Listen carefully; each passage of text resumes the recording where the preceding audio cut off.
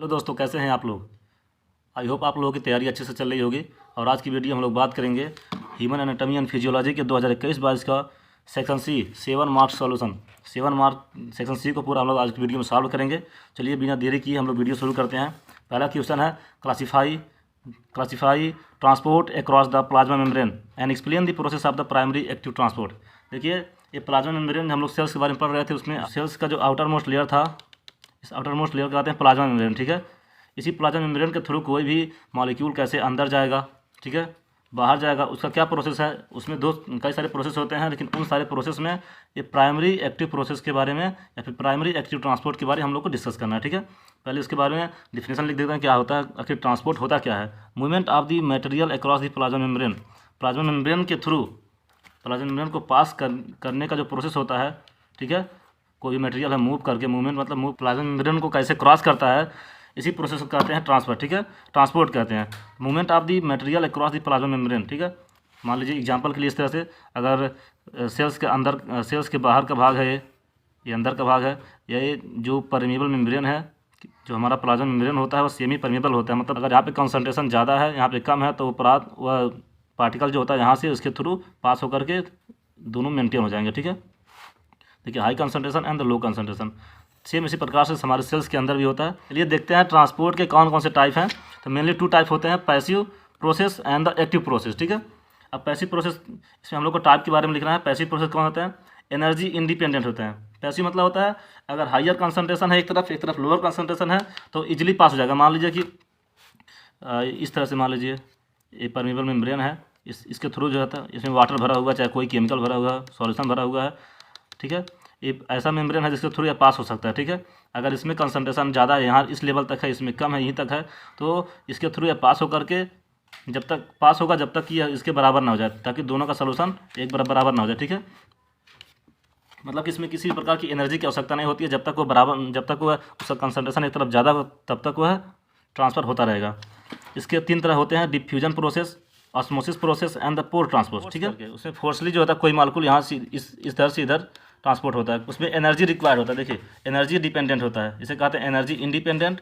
और जो एक्टिव होता है एनर्जी डिपेंडेंट होता है, इसमें एनर्जी की आवश्यकता होती है। एंड कैरियर मॉलिक्यूल रिक्वायर्ड, कोई कैरियर होता है जिसको ढोने के लिए, मतलब कि उसको ट्रांसपोर्ट कराने के लिए एक कैरियर होता है। ठीक है, जो उसमें हेल्प करता है कि वह पार्टिकल मेम्ब्रेन के अंदर या बाहर ट्रांसपोर्ट हो सके। ठीक है, और इसमें 3 तरह के होते हैं, primary active transport, secondary active transport and the endocytosis.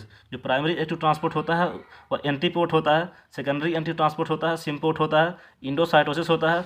2 तरह के होते हैं, फाइगोसाइटोसिस एंड द पिनोसाइटोसिस। चलिए हम लोग बात करते हैं जो हमारे क्वेश्चन में दिया है, प्राइमरी एक्टिव ट्रांसपोर्ट। चलिए इसको सॉल्व करते हैं, इसमें एंटीपोर्ट के बारे में भी देख लेंगे। पहले देख लेते हैं एक्टिव ट्रांसपोर्ट क्या होता है। Movement of the molecule against the concentration gradient. जो कंसंट्रेशन ग्रेडियंट मतलब जो हम पहली बार हम लोग पढ़े हैं ना, एक कंसंट्रेशन ग्रेडियंट के थ्रू मूवमेंट हो रहा है। ठीक, मतलब कि हायर कंसंट्रेशन से लोअर कंसंट्रेशन में अगर ट्रांसपोर्ट हो रहा है, मतलब कि ट्रांसपोर्ट हो रहा है तो यह कंसंट्रेशन ग्रेडियंट का पालन कर रहा है। लेकिन यहाँ पे against the concentration gradient, concentration gradient के अपोजिट काम कर रहा है। एनर्जी इज रिक्वायर्ड, हम बता दिए हैं। Transport of the molecule is occurring by the help of the ATP, ATP energy का यूज करता है, known as the active transport process.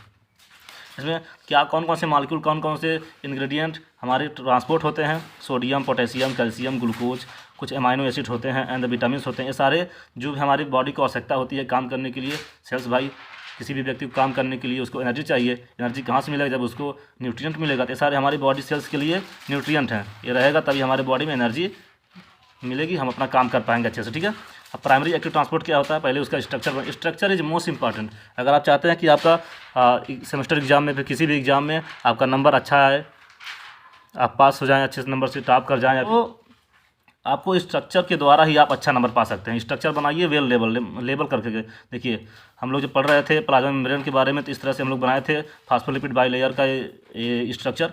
इसमें जो होता है चैनल होता है, हम लोग चैनल के बारे में डिस्कस किए थे ना। चैनल जो होता है इसी के थ्रू हमारा जो होता है, अगर इनर सेल है, मान लीजिए इस तरह से अंदर का पार्ट है, बाहर का पार्ट है, तो कोई बाहर से अगर मॉलिक्यूल अंदर आ रहा है, ठीक है, तो अंदर आने के लिए चैनल होता है।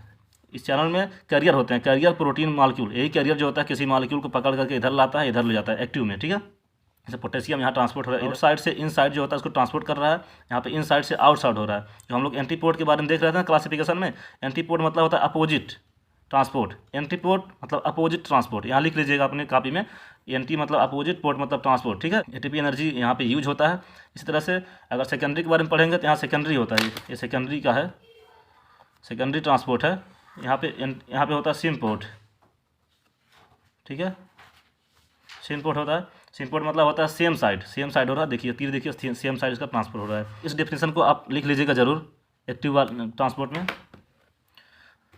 Movement of the ions or molecules across the selectively permeable membrane from the region of the lower concentration to the higher concentration by the pump या प्रोटीन या फिर कैरियर, ठीक है। इस डिफिनेशन को आप इसके प्राइमरी एक्टिव ट्रांसपोर्ट में लिख लीजिएगा। यहाँ पे देखिए लोअर टू हायर है, ठीक है, एक्टिव है। अगर पैसिव रहेगा तो उसमें हायर टू लोअर रहेगा। That use energy from this splitting of ATP का यूज़ करके एनर्जी यूज करते हैं। इसमें sodium, potassium, calcium, chloride and other ions are transport होते हैं, ठीक है। नेक्स्ट क्वेश्चन हम लोग देख लेते हैं, बहुत ही इंपॉर्टेंट क्वेश्चन है। Explain the structure of the long bone with the help of the diagram. हमारे लॉन्ग बोन हमारे जो शरीर में होता है उसके बारे में हमें बताना है, उसका डायग्राम बताना है, ठीक है, एक्सप्लेन करके उसको। भी अगर क्वेश्चन आपको पूछा जाता है अक्सर आपके सेमेस्टर एग्जाम में, तो जहाँ तक संभव हो या उस टॉपिक से रिलेटेड कोई स्ट्रक्चर हो, डायग्राम हो, कर्व हो, ठीक है, उसको आप जरूर बनाइएगा। उसी से आपको नंबर मिलते हैं, नंबर गेन होते हैं। देखिए लॉन्ग बोन कौन से होते हैं हमारी बॉडी में, ह्यूमरस बोन होते हैं, थाई बोन जिसे कहते हैं फीमर्स, ठीक है। A long bone is a bone that has a soft and the 2 ends and is the longer than it's wide. 2 end longer than it's wide मतलब वाइड से लॉन्गर है। अगर स्ट्रक्चर आप समझ लेते हैं, याद कर लेते हैं, बना लेते हैं, तो आप समझ लीजिए क्वेश्चन को सॉल्व कर लिया। पहला स्ट्रक्चर बनाएंगे हम लोग, दोनों एंड पे हम लोग देखे होंगे जो इस तरह से स्ट्रक्चर होती है घुमावनुमा, ठीक है, बनाएंगे। इसे कहते हैं एपीफाइसिस, इस रीजन को कहते हैं एपीफाइसिस। इधर भी देख लीजिए एपीफाइसिस, ठीक है, एपीफाइसिस याद हो गया, साथ में याद करते रहिए एपीफाइसिस, ठीक। इसके दोनों बगल में मेटाफाइसिस, इधर भी मेटाफाइसिस, सटे हुए अंदर की ओर मेटाफाइसिस, और बीच वाला जो सॉफ्ट रीजन होता है उसे कहते हैं डायफाइसिस, ठीक। 3 नाम हैं, 3 भाग होते हैं जो कि दोनों कॉर्नर पर डबल होते हैं, बीच में डायफाइसिस होता है, ठीक है, इसको याद कर लीजिए। अब देखिए एपीफाइसिस में क्या होता है, आर्टिकुलर कार्टिलेज होता है, इसमें स्पंजी बोन होता है, एपीफेजियल लाइन होता है, और जो मेटाफाइसिस होता है इसमें होता है रेड बोन मैरो, ठीक है, बीच में होता है कम्पैक्ट बोन, इंडोस्टियम होता है, पेरिस्टेनियम होता है, मेडुलरी कैविटी होती है, येलो बोन मैरो भी होता है, ठीक है। इस स्ट्रक्चर को बहुत ही आसान स्ट्रक्चर, इसको बना लीजिए। अगर एग्जाम में बना देते हैं तो समझ लो आपका नंबर फिक्स हो गया। Long bone have the different parts, कौन से पार्ट्स होते हैं, पार्ट के बारे में हम डिस्कस कर लेते हैं। एपीफाइसिस, देखिए एपीफाइसिस है ना, रफली spherical end of the bone, ठीक है, wider than the soft, having the spongy bone, इसके पास स्पंजी बोन, देखिए हम लोग पढ़े थे ना spongy bone, having the cartilage भी इसमें है। मेटाफाइसिस पार्ट ऐसा पार्ट होता है separating the diaphysis from the epiphysis, diaphysis को एपीफाइसिस से सेपरेट करता है। ये जो मेटाफाइसिस होता है डायफाइसिस को एपीफाइसिस से सेपरेट करता है, ठीक है। Made up of the epiphyseal plate and the adjacent bony tissue से बना होता है। डायफाइसिस क्या होता है, जो बीच वाला भाग होता है, it is a tubular soft, tube like structure होता है, हॉलो होता है, खाली होता है, सिलिंड्रिकल होता है, with walls of the compact bone tissue, यह कम्पैक्ट बोन टिश्यू का बना होता है। The centre of the cylinder is the medullary cavity, ठीक है, जो सेंटर होता है उसका मेडुलरी कैविटी होता है, उसमें medullary cavity is the field with the marrow, yellow bone marrow इसी मेडुलरी कैविटी में भरा होता है, ठीक है।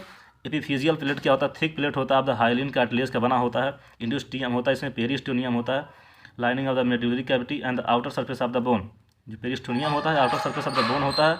Absence at the joint replace by the articular cartilage, ठीक है।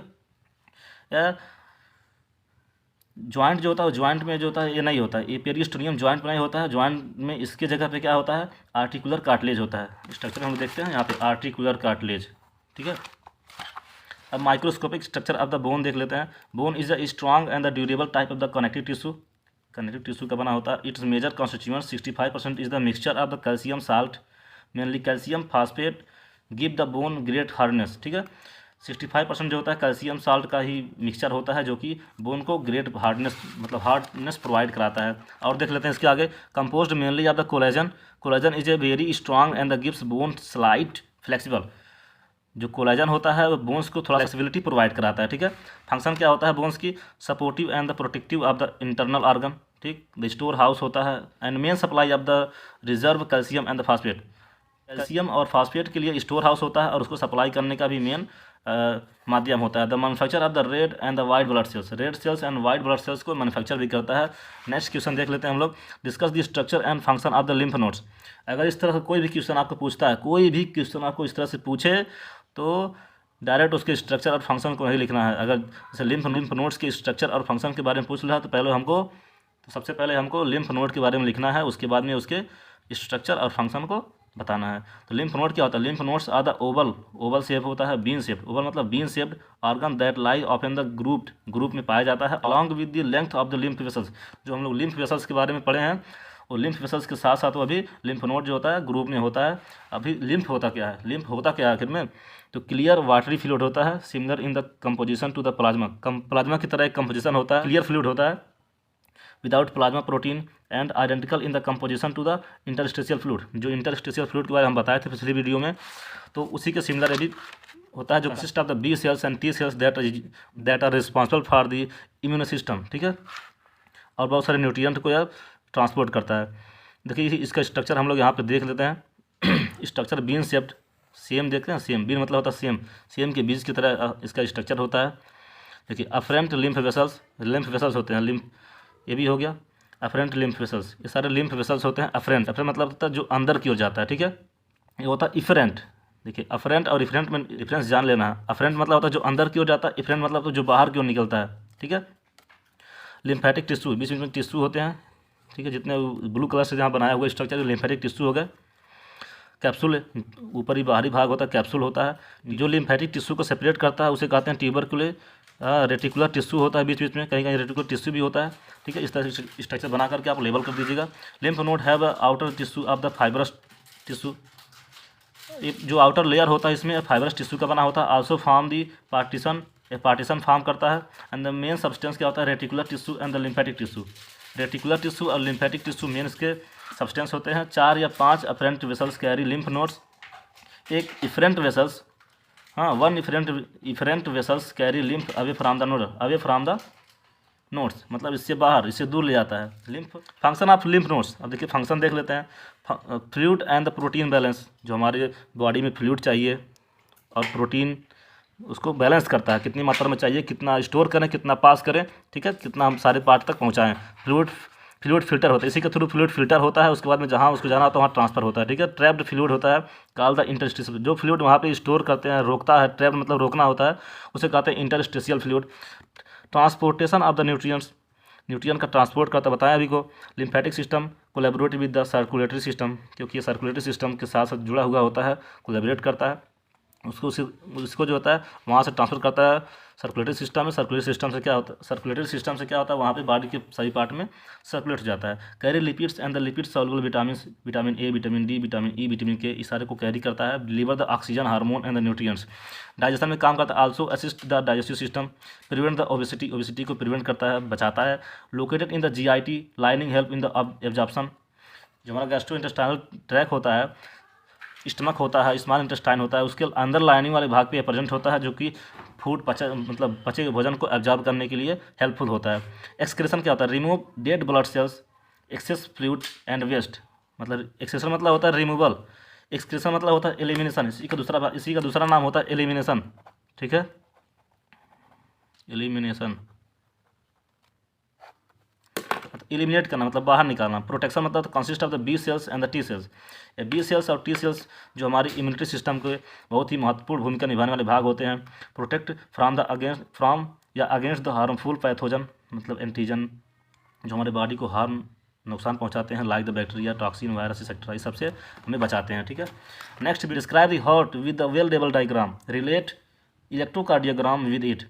अब पहले हम लोग हार्ट के बारे में देख लेते हैं। हार्ट क्या है भाई? हार्ट तो बहुत ही हमारे मेन पार्ट होता है हमारे बॉडी का, जो नॉन स्टॉप काम करता रहता है। ठीक है, heart is a muscular bag like the organ that drive the blood through the blood vessels. Heart हमारे बॉडी का मस्कुलर बैग लाइक स्ट्रक्चर होता है, ऑर्गन होता है, जो कि ब्लड को वहाँ से हमारे पूरे बॉडी में पंप करता है। It consist of the cardiac muscles. ठीक है, कार्डियक मसल्स का बना होता है। विच डोंट अंडरगो फैटिक, कभी थकता नहीं है। Through out the life time. इसका साइज़ देख लेते हैं, 12 सेंटीमीटर लंबा होता है। किसी भी एडल्ट में, मतलब एडल्ट वेस्ट में 12 सेंटीमीटर लॉन्ग होता है, 9 सेंटीमीटर वाइड होता है, 6 सेंटीमीटर थिक होता है। वेट इसका क्या होता है, इन किसी एडल्ट मैन में जो होता है 308 ग्राम का होता है लगभग, और किसी वुमेन में 250 या 254 ग्राम का लगभग होता है। ठीक है, यहाँ से देख लीजिए, लिख लीजिएगा। अब इसके स्ट्रक्चर को हम लोग देख लेते हैं। मेन बात है स्ट्रक्चर बनाएंगे तो आप नंबर पाएंगे, मेन फंडा है। Right atrium, left atrium, right ventricles, left ventricles, bicuspid valve होता है, यहाँ बीच में वाल होता है जो कि यहाँ से इस ब्लड को आने में हेल्प करता है कि कब खुलना कब नहीं। यहाँ ट्राइकप्सिड वाल होता है, इस तरह से बाइकप्सिड और ट्राइकप्सिड में अंतर क्या है, बाइकप्सिड मतलब होता है इस तरह से बना होता है, इस तरह से दो ही तरह के लेयर होते हैं। इसमें जो होता है 3 तरह से होते हैं, 1 2 3, इधर से भी इधर से खुलता है। ठीक है, superior vena cava, inferior vena cava. ठीक है, पल्मोनरी एओर्टा होता है, सिस्टमिक एओर्टा होता है। स्ट्रक्चर बहुत ही ज़रूरी है, एग्जाम में आप अगर अच्छा नंबर पाना चाहते हैं तो स्ट्रक्चर जरूर बनाइएगा। लेयर ऑफ द हार्ट होता है, एपिकार्डियम एक्सटर्नल लेयर होता है, मायोकार्डियम मिडिल लेयर होता है, एंड इंडोकार्डियम इनर लेयर होता है। ठीक है, इसे कहते हैं विसरल लेयर, एक कनेक्टिव टिश्यू का बना होता है। इसे कहते हैं मसल टिश्यू का बना होता है। मायोकार्डियम पंपिंग एक्शन में बहुत ही महत्वपूर्ण भूमिका निभाती है। इनर मोस्ट लेयर जिसे कहते हैं एपिथेलियल टिश्यू का बना होता है, its secrete the endothelium. Electrocardiogram के बारे में बताना है उसको। Electrocardiogram is a process to record the electrical signals activity of your heart including the rate and the rhythm, known as the electrocardiogram test. ठीक है, एक ऐसा प्रोसेस होता है जिसके अंदर हमारे हार्ट के रेट, हार्ट का रिदम, मतलब हार्ट में जो भी इलेक्ट्रिकल सिग्नल एक्टिविटी होती है उसको इसमें टेस्ट करते हैं कि हाँ प्रॉपर सही है कि नहीं है। ठीक है, इस पिछली वीडियो हम लोग बात कर रहे थे, हार्ट का स्ट्रक्चर भी बनाए थे, उसमें बताए थे आप लोग को इलेक्ट्रिकल सिग्नल क्या होता है, कहाँ से जनरेट होता है। एससीएन नोड के बारे में पढ़े होंगे तो एससीएन नोड से इलेक्ट्रिक सिग्नल जनरेट होता है। ठीक है, known as the electrocardiogram test. ECG perform by using the device known as the electrocardiograph. जिस डिवाइस का यूज़ करते हैं, जिस मशीन का यूज़ करते हैं, जिस इक्विपमेंट का यूज़ करते हैं उसे कहते हैं electrocardiograph. Important of the ECG, any abnormality in the conductivity pathway, इसमें डिटरमाइन करते हैं कोई एबनॉर्मेलिटी तो नहीं है, कोई प्रॉब्लम तो नहीं है। Any enlargement in the heart, damage to any region of the heart, heart में कहीं कोई डैमेजेस नहीं हो गए हैं। Any type of the pain occurring in the heart, chest में कोई पेन हो रहा है तो उसके लिए भी ईसीजी का टेस्ट किया जाता है। ठीक है, ईसीजी में आप लोग को ये डायग्राम याद करके बना लेना है। ठीक है, ये वाला डायग्राम देखिए ऐसे जा रहा है, ये पी रीजन हो गया, P wave, Q R S and T U. ठीक है, इस वाले वेव को आप बना लेंगे। बनाने के बाद जो होता है एट्रियल डिपोलराइजेशन, वेंट्रिकल डीपोलराइजेशन, ठीक है, वेंट्रिकुलर रीपोलराइजेशन। ठीक है, ORS ड्यूरेशन, यहाँ PR इंटरवल, इसको आप बना लीजिएगा। इसके पार्ट के बारे में आपको बता देते हैं। पी वेव कहाँ होता है, फर्स्ट वेव होता है spreading from the SCN nodes through the contractile fibre. जो हमारा हार्ट कंट्रैक्ट होता है, जब कंट्रैक्ट होता है हमारा हार्ट, उस समय जो होता है पी वेव जो होता है, पी वेव का साइन यहाँ पे दिखाई देता है। ये पी वेव जो होता है स्टार्ट होता है, और जो ये टी वेव है, टी वेव जो होता है या थर्ड वेव होता है when the ventricles is relax. जब हमारा हार्ट जो होता है मान लीजिए कंट्रैक्ट हो गया है, उसके बाद जब रिलैक्स होता है, धीरे धीरे रिलैक्स होता है। रिलैक्स होने के समय जब हमारा हार्ट धीरे धीरे रिलैक्स होता है, उस रिलैक्स होने के समय धीरे धीरे वह टी वाला वेव जो होता है यहाँ पे बन जाता है। ठीक है, और QRS वेव होता है। आप सभी लोग टेलीग्राम चैनल ज्वाइन कर लीजिएगा, JB फार्माटेक टेलीग्राम। अगर टेलीग्राम पे आप JB फार्माटेक डालेंगे तो वहाँ पे चैनल का नाम आ जाएगा, वहाँ से आप लोग टेलीग्राम को ज्वाइन कर लीजिएगा। वहाँ पे सारे नोट्स जो होते हैं, जितने नोट्स हम सॉल्व कर रहे हैं उसका PDF फॉर्म में हम वहाँ पे अपलोड कर देंगे। वहाँ से आप लोग वहाँ से डाउनलोड कर लीजिएगा और अपना पढ़ाई जारी रखिए, तैयारी जारी रखिए। कल से एनालिसिस का previous year solve question paper upload होना शुरू हो जाएगा। अगर पहली बार आए हो तो चैनल को सब्सक्राइब कर लीजिए ताकि हर अपडेटेड वीडियो सबसे पहले आप तक पहुँचे। वीडियो को लाइक कर दीजिए, अपने दोस्तों में शेयर कर दीजिए। चलिए मिलते हैं छोटे से ब्रेक के बाद।